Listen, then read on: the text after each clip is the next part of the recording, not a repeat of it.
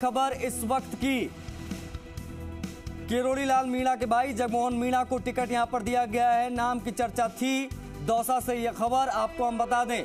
7 सीटों पर उपचुनाव और ये पहला नाम सामने आ गया है। दौसा से जगमोहन मीणा को टिकट दिया गया है भारतीय जनता पार्टी की तरफ से।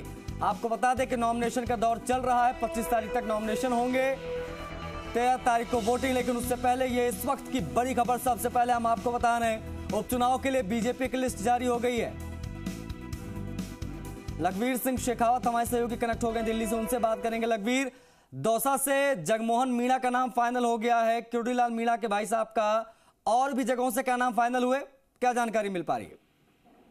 बिल्कुल, देखिए आशीष, बहुत लंबे समय से इंतजार था कि भारतीय जनता पार्टी राजस्थान की 7 सीटों पर होने वाले उपचुनाव के लिए अपनी बहुप्रतीक्षित सूची का ऐलान कब करेगी, और वो इंतजार खत्म हुआ क्योंकि भारतीय जनता पार्टी ने झुंझुनू सहित तमाम सीटों पर अपने प्रत्याशियों का ऐलान किया। जहां झुंझुनू से राजेंद्र भांबू को प्रत्याशी बनाया गया है। अभी जो विधानसभा चुनाव हुआ था उसमें उनका टिकट काटकर बबलू चौधरी को चुनावी मैदान में उतारा गया था, लेकिन एक बार फिर से राजेंद्र भांबू पर भरोसा भारतीय जनता पार्टी ने जताया है और राजेंद्र भांबू को एक बार फिर चुनावी मैदान में उतारा है। वहीं रामगढ़ से विधानसभा चुनाव के दौरान अजय आहूजा, जो कि पूर्व विधायक ज्ञानदेव आहूजा के भतीजे हैं, उनको टिकट दिया है, लेकिन उनका टिकट भी अब काट दिया गया है और रामगढ़ सीट से सुखवंत सिंह को चुनावी मैदान में उतारा गया है। वहीं दौसा से जगमोहन मीणा को चुनावी मैदान में उतारा गया है। इस सीट पर सभी की निगाहें थी कि क्या किरोड़ी लाल मीणा अपने भाई जगमोहन मीणा को चुनावी मैदान में उतार पाने में सफल हो पाएंगे, क्या उनको टिकट दिलवा पाएंगे क्या। लेकिन किरोड़ी लाल मीणा कामयाब हुए और बीजेपी ने तुरुप का इक्का चलते हुए जगमोहन मीणा को चुनावी मैदान में उतारा है। तो वहीं देवली उनियारा सीट पर भी विजय फैसला का टिकट काट दिया गया है। ये चुनाव अब रोचक होने वाला है क्योंकि देवली उनियारा सीट पर विधानसभा चुनाव के दौरान विजय फैसला को टिकट दिया गया था, राजेंद्र गुर्जर का टिकट काट दिया गया था, लेकिन अब इस उपचुनाव में राजेंद्र गुर्जर को एक बार फिर टिकट भारतीय जनता पार्टी ने दिया है, जिसके बाद से ये जो चुनाव है काफी रोचक हो चला है और निश्चित रूप से इस सीट पर काफी रोचक मुकाबला देखने को मिलेगा। तो वहीं खींवसर पर रेवत राम डांगा काफी हाई प्रोफाइल सीट मानी जा रही है, क्योंकि हनुमान बेनीवाल के परिवार के सामने किसी चुनावी मैदान में उतारा जाए जिसकी सीट दर्ज करे।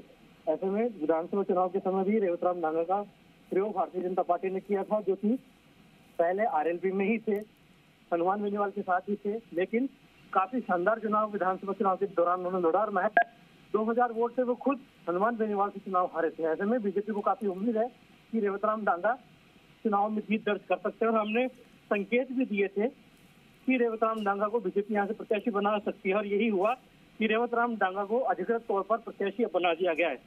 तो वहीं सलुम्बर सीट की अगर बात की जाए, जहाँ पर भारतीय जनता पार्टी के दिवंगत विधायक अमृतलाल मीणा की पत्नी शांता देवी मीणा को चुनावी मैदान में उतारा गया है। निश्चित रूप से तमाम 7 सीटों में से ये एक ही सीट है सलुम्बर की, जो बीजेपी के कोटे में थी, बीजेपी के खाते में। ऐसे में बीजेपी चाहती है कि ये सीट तो सुरक्षित की जाए, इसीलिए सहानुभूति का खेला गया है। लखवीर आप बने रहिएगा। ये तमाम नाम इस वक्त हम स्क्रीन पर दिखा रहे हैं। सबसे पहले ये खबर कि उपचुनाव के लिए बीजेपी की सूची हो गई है जारी। दौसा से जगमोहन मीणा सहित रामगढ़ से सुखवंत सिंह को टिकट देने की बात हो, फिर खींवसर से रेवंत सिंह, ये तमाम नाम फाइनल हो गए हैं। विष्णु हमारे वरिष्ठ सहयोगी कनेक्ट हो गए, उनसे बातचीत करेंगे। विष्णु, 7 की 7 सीटों पर बीजेपी ने कैंडिडेट अनाउंस कर दिए हैं। क्या कोई नाम हैरान कर देने वाला है? जो उम्मीद थी वही नाम सामने आए? लगभग आशीष वही नाम है जिनके लगातार कयास लगाए जा रहे थे। हम भी लगातार दर्शकों को बता रहे थे कि इन नामों से कोई ना कोई एक नाम होगा और यही स्पष्ट रूप से आ रहे हैं। कल मेरे सहयोगी शशि मोहन शर्मा और मैंने दोनों ने जब बातचीत की थी रात को बताया था, तो वो लगभग उन्हीं नामों से ये निकल कर आ रहे हैं और संभावना और कयास इन्हीं नामों का लेकर थी। हालांकि बीजेपी ने अभी 84 सीट को लेकर संभवतः अभी उतारा नहीं है क्योंकि लिस्ट में अभी नाम दिखाई नहीं दे रहा है, लेकिन झुंझुनू से राजेंद्र भामू इससे पहले वाला चुनाव लड़ चुके हैं, 2018 वाला, और नजदीकी मुकाबले में रहे थे, लेकिन पिछली बार 2023 के चुनाव में बीजेपी ने उनका टिकट काट दिया था। इसको लेकर वो बागी भी हो गए थे और बाद में फिर वापस बीजेपी ज्वाइन की और हालांकि उम्मीद लगाई जा रही थी कि राजेंद्र भामू को टिकट दिया जाए, क्योंकि इस बार बीजेपी ने उनको टिकट दिया नहीं था, तो ऐसे में टिकट ये संभावना रहती थी। सुखवंत सिंह की बात की जाए तो रामगढ़ से सुखवंत सिंह है, वो पहले 2 बार चुनाव लड़ चुके हैं। एक बार बीजेपी के टिकट से चुनाव लड़े थे और नजदीकी मुकाबले से हारे थे। उसके बाद वो आजाद समाजवादी पार्टी है ASP, उससे चुनाव लड़े चंद्रशेखर वाली पार्टी से, और उस वहां भी दूसरे नंबर पे रहे थे। तो ऐसे में वो एक बड़ी दावेदार के रूप में चल रहे थे और उसका नाम भी जिक्र हमने जी राजस्थान ने जो कल पैकेज दिया था चलाया, उसमें लगातार उनका नाम उनमें दिया था कि सुखवंत सिंह वहां से प्रत्याशी हो सकते हैं और उनकी दावेदारी प्रबल चल रही है। हालांकि दावेदार और भी थे लेकिन इनकी दावेदारी प्रबलता से चल रही थी।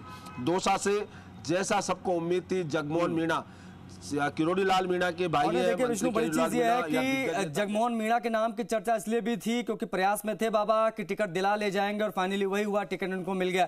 खैर मैं लौटूंगा, बातचीत आपसे आगे भी हम करेंगे क्योंकि एक बड़ी खबर इस वक्त की यही